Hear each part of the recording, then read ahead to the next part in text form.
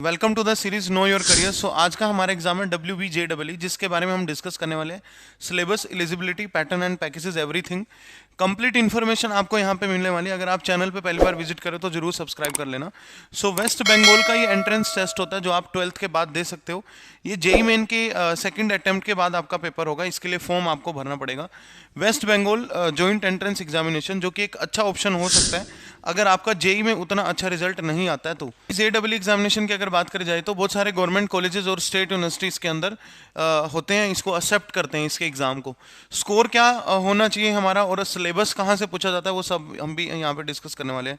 Eligibility criteria की अगर बात करी जाए तो बच्चा 12th पास होना चाहिए विद 45% और OBC ST 40% से उसका 12th में स्कोर होना चाहिए। एक चीज़ और है यहाँ पे, 17 years of age as of December 31st 2023, मतलब दिसंबर 31st 2023 तक बच्चे का 17 एज होना चाहिए, उससे ज़्यादा हो सकता है।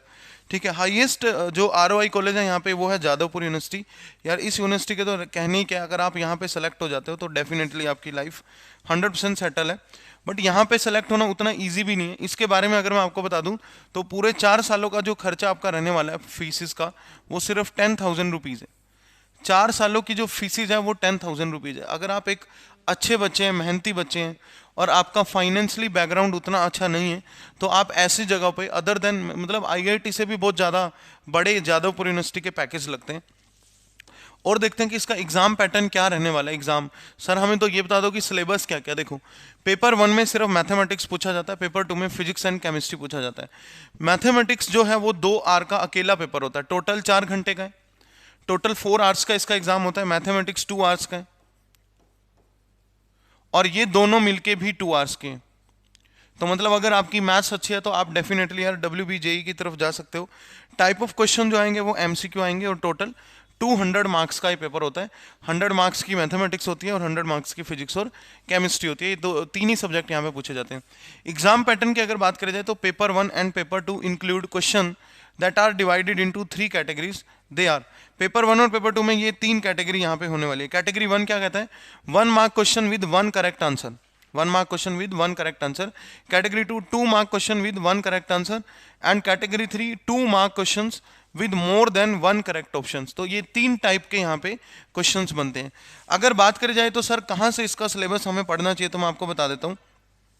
फिजिक्स में अगर आपने फॉलो करना है तो सिर्फ फॉलो करना है NCERT। NCERT के साथ आप HC वर्मा पे भी जा सकते हो। ठीक है, ये थोड़ा हाई लेवल हो जाता है बट आप NCERT भी इसके लिए सफिशिएंट मानी जाती है। केमिस्ट्री में अगर आपने पढ़ना है तो ओनली NCERT। और अगर मैथमेटिक्स की बात करी जाए, क्योंकि वो ज़्यादा मार्क्स का आता है, तो आपको सिर्फ NCERT से बात बनने नहीं वाली। आपने क्या क्या, और यहाँ पे साथ में आपको PYQ भी करने हैं। एक MTG का इसका बुक आता है जो कि फिजिक्स केमिस्ट्री का कंबाइन आता है, मैथ्स का अलग से आता है, तो आप परचेज करके PYQ वगैरह देख सकते हो, जिसमें 10 से 12 सालों के PYQ होते हैं। मैथमेटिक्स में NCERT तो आपको आना ही चाहिए 11th और 12th की।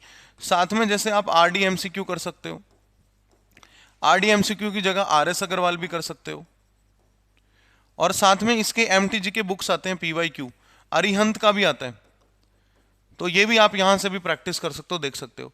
अगर आपका स्कोर 200 में से 180 प्लस है, अगर आपका स्कोर 200 में से 180 प्लस है तो आप डेफिनेटली जादवपुर यूनिवर्सिटी में जा सकते हो, जो कि बेस्ट है। उसके पैकेज बहुत सारे बच्चों के करोड़ों में लगते हैं, 60 लाख 50 लाख और 15 से 20 लाख तो उसका एवरेज पैकेज है जादवपुर यूनिवर्सिटी का। ठीक है, तो इसमें मैं एक सेपरेट वीडियो भी बनाऊंगा जादवपुर यूनिवर्सिटी के ऊपर।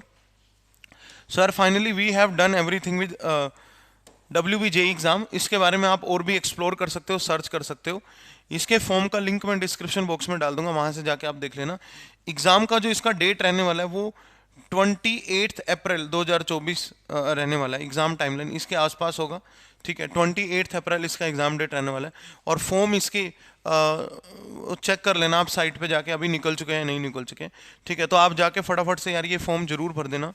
अच्छी वैल्यू है, अच्छा पैकेज है, बेटर देन मैनी IITs है। Thank you so much, please subscribe the channel, stay tuned.